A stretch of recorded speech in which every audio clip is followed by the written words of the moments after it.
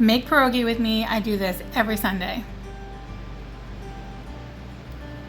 I always start with half all-purpose flour and half whole wheat flour, and then I whisk up an egg and add it to some water and peanut oil. Add a little bit to the mixture, let it come together, add a little more, let it come together. You might need a little more water or oil. You're just going for like a really dense bread, not quite pasta. Then it's time to cut up my potatoes, but I just want to check on Nacho first because he knows it's cheese day. He knows it's pierogi day. So I go take a peek at him. Hey Nacho, how's it going? He pops his head out. Is it cheese time? Not yet. And back into his cave he goes.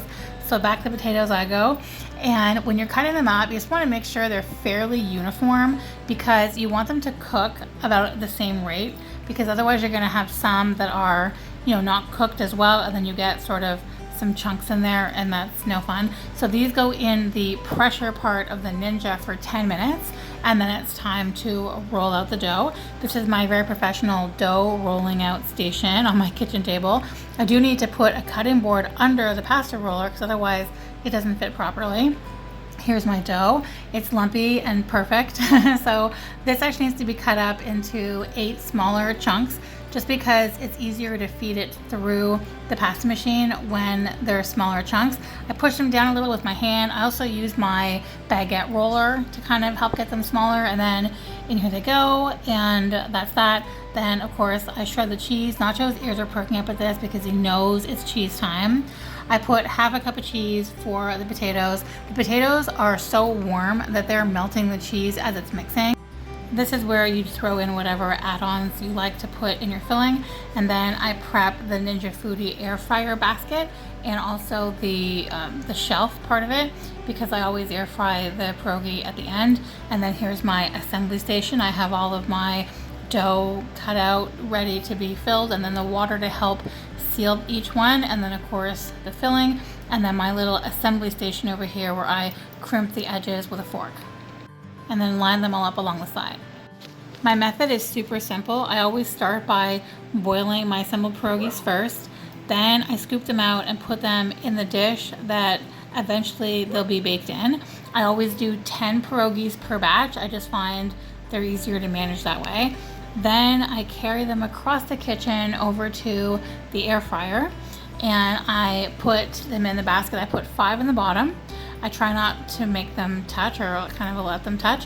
5 in the bottom, and then I do the top rack, and I do obviously the other 5 on top. It's not imperative that they don't touch, but I just try not to, because sometimes they kind of stick together when they're cooking, so I try to give them their space. And then I put them on the air crisp setting for 5 minutes.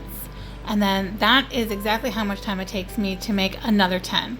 So then I throw these guys in the water, and then they cook while the other ones air fry, and then I assemble the next batch after that. I stop for a coffee break midway, of course, it's part of the recipe, I promise.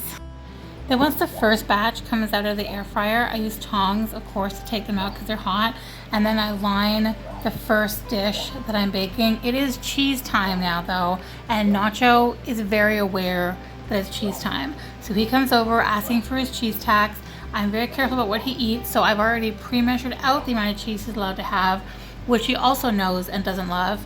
So that's it for cheese for now, bud. So he'll come back. Then I do, a generous helping of cheese on top of this one because that's what was requested. And now I'm gonna do this 3 more times. So here's the second batch coming out of the air fryer. I've already, assembled it and boiled it, obviously. Another generous helping of cheese.